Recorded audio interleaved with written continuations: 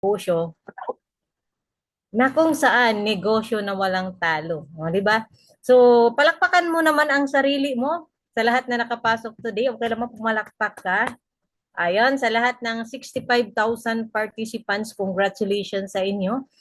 Lalong-lalo na sa mga bago. Oh, kailangan nating i-welcome din yung mga bago natin, no? Yung mga bago natin nandito at first time kaming narinig, first time nga nakita yung BOS online system na kung saan dito sa community natin sa Team Ultimax na meron palang ganitong mga programa, no? Meron mga ganitong Zoom event. Pero bago 'yan, so ako muna yung magpakilala, ako yung mag-share screen para makilala ninyo ako ng lubusan para ito sa mga bago natin. At sa mga kilala na ako, ayan, makilala niyo ako ulit. Ayun, so nakita naman, no? So ako si Melinda Dadap, so Bisaya po ako from Mindanao, Agusan del Sur. Pero right now, nandito ako sa office sa Binyan, Laguna. Kasama ko po yung mga uplines natin. Kasama ko din yung mga, yung founder natin dito, si Upline S. Dagli, na ginagawang full-time yung negosyo. Thank you so much din po sa council ng ating team at syempre sa ating mga consultant ng Team Ultimax, kay Upmer at saka kay Uplor. Sa lahat ng part po ng Team Ultimax, congratulations kasi lagi tayong magkakasama. At sa lahat na bago, welcome na welcome ka po. So ako po ay 10 years sa may traditional business dati, pero nakilala ko po itong opportunity dahil sa kapatid ko na OFW Taiwan. No? Shout out sa ating Team Taiwan. Tatlong kapatid ko OFW, Malaysia, Japan, Taiwan. Yung Taiwan kong kapatid at saka Japan, nakapag-for good na dahil dito sa negosyo. Yung kapatid kong Taiwan, siya po yung nag-share sa akin. So dahil ako yung negosyante na, so gusto ko ng another source of income, hindi ako nag-stay sa isang business, ganun pag negosyante. Tama, no? So pinakinggan ko po siya. So, ang nangyari, nagustuhan ko po yung sistema na kung saan wala akong mga overhead expenses. Di ba? Iba naman sa traditional business. Ang ginawa ko part-time, tulad mo ngayon, kung ano mo yung ginagawa mo, ikay OFW man, ikay retired, ikay may profession, ikay estudyante, kung ano mo yung pinagkaabalahan mo, pwede mo po itong isabay kasi nangyari po sa akin. So, ang good news naman, that time nung nag-COVID, isa sa naapektuhan yung business ko. Halos lahat ng mga negosyante nagsara, no, tama, di ba? OFW, sinong nabutan ng COVID ng OFW, hindi nakauwi, meron hindi nakabalik, natanggal sa trabaho. Okay, na mga negosyante na nalugi, isa po yung akin. Pero nagpasalamat po ako, ito po yung nakatulong sa akin that time until now. Siguro kung wala akong ganito na part-time, ay nga.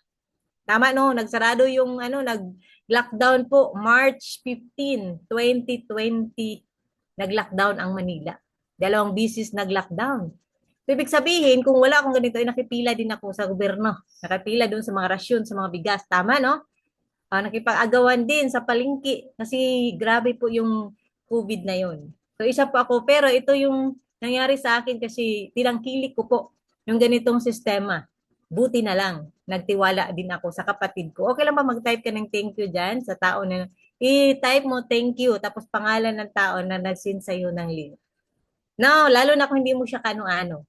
Ngayon, dahil po sineryoso ko na kasi nagsarado na yung tindahan ko, kumikita naman ako doon.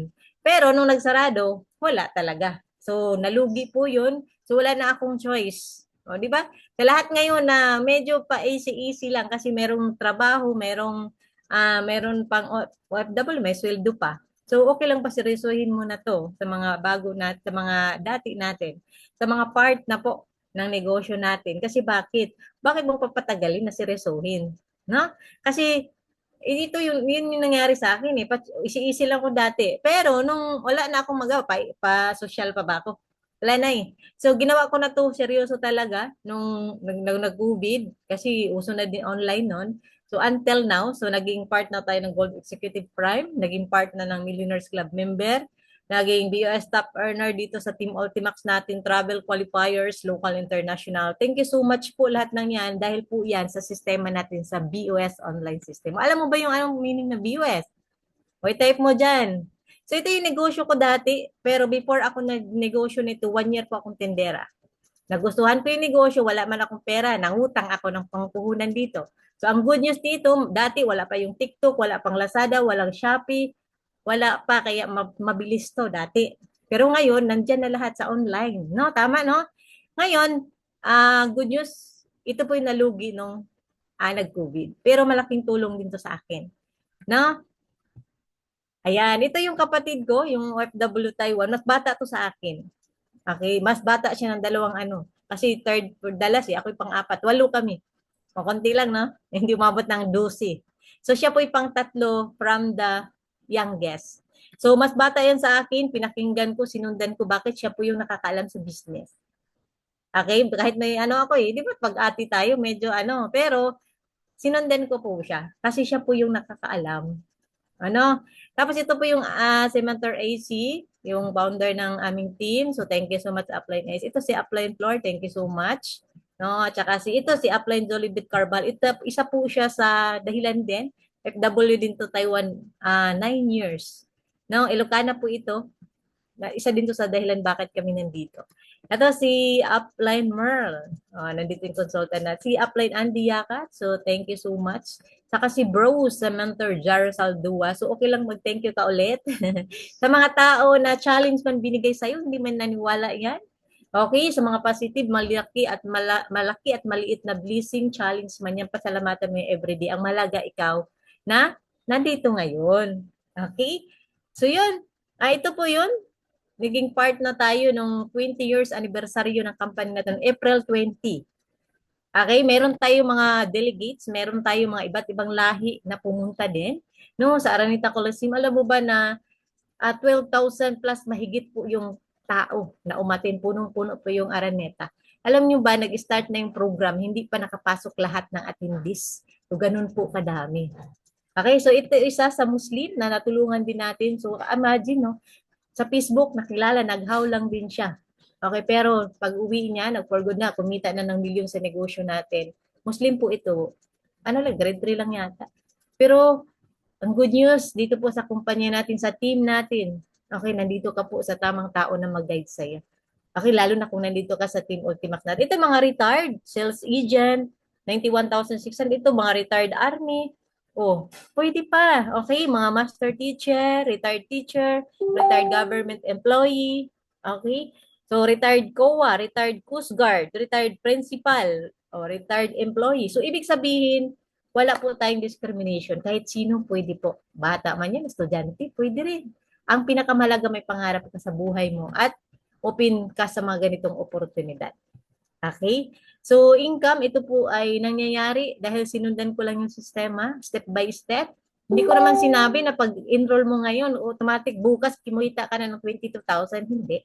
So, may proseso pa tayo. Kaya, mayroon tayong lifetime na guide. Tama, doon sa in-explain ni Coach Ricky. And then, yan po yun. So, nakapag-gown din tayo, naka-witness po yung thousands of people. No? Na kung saan pwedeng mangyari ito sa'yo. Okay? So yun yati, ito po ay nangyari din. Ito po yung pre-incentives ng Team Ultimax natin. Thank you so much. Mayroong mga ganito. Ikaw na nga yung kumita. Ikaw pa yung binigyan ng privilege at makasama sa mga ganito. Okay? Ito, travel. So, ako ay 40 plus na. Bahala kayo kung ako ay 49.99. Parang ano lang, no? So, nakapag-swimsuit. So, excited po ako sa inyong lahat. Na, kasi marami akong kasama dito. Ito, Team Iloilo. Mayroong mga OFW dito. Mga estudyante na nakasama ko. So, alam ko, ikaw na po yung next na makasama namin sa mga ganitong travel. International, sa bago namin, doon kami galing sa Hong Kong at Macau, last 15, 16, 17, 18. So, pinunta yung business partner, nag-awarding kami na dati sa Zoom lang namin nakikita. Sa video call, sa messenger, sa business suite, pero nakamaya namin at nakasama din namin sila. No? So, babalik yata kami ulit. So, ito, Malaysia, Vietnam, yan, Thailand, Singapore. So, ilang beses na din yan. So, ang maganda dyan, makasami akong kasamang OFW na hindi nagtatrabaho na pumunta sa ibang bansa, kundi namasyal at pinuntahan yung mga ka-business partner. So, ganun po tayo, no? At saka ito pala yun. Ayan, lumipad. Tumalon talaga ako dun sa lumipad. Ano yung wak-wak? So, kay Bisaya, ayan. So, parang ang bata ko, no? Mukhang dati akong 15. Ayun, so ito po yung mahalaga. Kasi yung income, yung travel, okay, yung mga nangyari, mga ano nangyari sa'yo, successful ka na, okay, useless yan lahat kung may nangyari sa yung masama at may nangyari sa pamilya mo. Kasi lahat yan wash out yan. Halimbawa, may bahay ka na. Tapos wala kang protection. Ito yung kahalagahan sa insurance natin.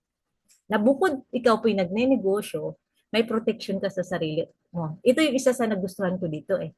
Kasi doon sa traditional business ko, oo, umangat naman ako eh. Pero wala akong protection. At ito pa isa sa nagustuhan ko dito, yung lahat ng dinala dito, kumikita, maging Millionaires Club member din. Doon sa traditional business ko, ang tindera ko ba asinso siya? Maging kagaya sa akin yung income? Hindi. Bakit? Sahuran lang siya eh. Wala siyang capacity na mag, ano ng puhunan na malaki. Dito sa atin, tulungan po dito. Okay, lahat nandito pwede kang maging Millionaires Club member. Basta tuloy-tuloy lang ikaw. Okay? So ito yung pinakamahalaga, itong ating protection. Okay, ito si Ate Belinda. Ito ay naghaw lang din. Nagtiwala lang din siya. Hindi ko kakilala talaga. Ito Ilocana. OFW Israel, 30 years. Isa anak. Isa anak ha. May dalawang apo. Pero talaga, pag may apo siya na din nagpro-provide. Ito si Kuya Ronald, asawa po niya, in-insure din niya. Kasi ang maganda, may protection siya pati yung pamilya niya. Okay, kasi pag may mangyari naman sa pamilya mo, ikaw din naman tatakbuhan, tama. Saan pa tatakbo? Kahit hindi mo kapamilya, tatakbo sa iyo eh. Kung alam niya may pera ka, kung ikay abroad, kasi akala niya abroad maraming pera. Tama, no? Ngayon, si Ate Belinda, wais, pina-insured niya si Kuya Ronald. Si Kuya Ronald ay kagawad sa barangay po nila. Ngayon, na-disgrasya si Kuya Ronald. So, hindi natin kasi hawak yung disgrasya. Hindi tayo magdasal madisgrasya, pero hindi natin alam kailan dadating. Tama, no? Ngayon, sabi ni ate, kasi yung kasagsagan ng gera eh. Di ba gera sa Israel? Ngayon sabi niya na disgrasya yung asawa niya, na operahan yung dalawang tuhod kasi nabangga, meron silang sasakyan eh, car accident. Sabi niya, na aksidente yung asawa ko. Sabi ko, ano ginastos ninyo? May savings po kami. Yes, may savings. Kasi bakit? Malaki ang sweldo ng Israel. Tama, no? Gumastos sila ng 102,069. Kung wala silang savings, nangutang si Ate Belinda, yes, mangungutang. Bakit? Buhay na kataya eh. Tama? Ngayon, kung nangutang, may tubo yun, lalo na pag 5-6. Ngayon, kung may refund po sila, mababayaran ba yung utang? Yes naman. So, ganun kahalaga na mayroon kang protection. Ngayon, kung wala silang savings, itong 102,069, iway na to. Hindi na babalik sa savings. Tama, no? So, ang good news naman sa ating insurance, tayo po'y paperless. Hindi mo na kailangan pumunta doon at magpirma ng mga papilis, magbitbit. Bakit? Tayo po'y paperless sa ano lang, OBI Care. Mag-notify lang tayo sa Telegram or Viber. Yun lang, mag-message ka lang. Yung ano requirement is, i-picture mo lang, submit lang. Okay, so ngayon, hindi talaga nakapunta si Pero, hindi pa talaga kami nagkita. Pero hindi pa nakapunta sa office, so pina-LBC po itong cheque na to. Ang good news, hindi naman tumalbog, nakuha ni Kuya Ronald, na in-cash po niya sa video. Okay lang, mapalakpakan natin yung ating insurance. Ganun po kaganda kung mayroon kang proteksyon. Kaya what if 3,350? Kung may, sabi ko nga palagi, hindi lang po 3,350 ang gagastusin pag aksidente. Tama, lalo na kung malayo yun, sa bukid, malayo yung transportasyon. Hindi lang 3,350. Tama, no? Oh, at hindi lang po, lalo na kung masimento, hindi lang 3,350 gastusin mo nun. Thousands. Tama, no? So, hoping na nakuha mo yung point ko. So, ganun po kahalaga kung mayroon kang protection. Lalo na sa insurance natin, personal accident insurance. Doon sa diniscuss ni Coach Ricky, lahat ng yun ay benepisyo mo. Okay, once na ikaw po'y nag-full access ng 3,350. Okay? Tapos, i-guide ka pa, tuturuan ka pa about sa BOS online system, sa sistema na ginagawa natin dito sa Team Ultimax. O, ready ka na ba? Sa lahat ng mga bago ngayon, okay, mag-type ka ng number 1. Sa lahat ng bago na hindi pa na-welcome, na first time na pumasok sa Zoom natin. Kasi kailangan natin i-welcome sila na mayroon palang ganitong komunidad, na community, na kung saan mayroong nagtutulungan, natuturuan ka kasi sa labas, doon sa traditional business ko, mahigpit-kupitin siya doon eh. Babaan ng presyo, bagsakan ng presyo, bagsakan yan. Kasi bakit? May renta kang babayaran eh. O mag-type ng number 1, may renta kang babayaran. Okay? May swelduhan kang tindera. May BIR kang babayaran, may quarterly, may monthly, may yearly. Hindi naman pwede na, wag kang magbayad. May resibo, iba pa bayad ng resibo ha. Iba pa yan, mayroon ka pang kuryente na babayaran. Oh, sa stock mo pa. Ito po yung negosyo. Bakit tumagal ako? Bakit kaya? Kung negosyante ka, mag-stick ka ba kung wala kang ginansya? Ay di uy, hagbay ra. Tama no? Yun po yung isa sa example ko na yung isang negosyante, hindi magtatagal kung nalugi ng nalugi. Ay sus, Ginoo man, oy, magnegosyo ka ng nalulugi. Wala. Tama, di ba? Sino yung mga negosyante dito? Welcome po kay Ate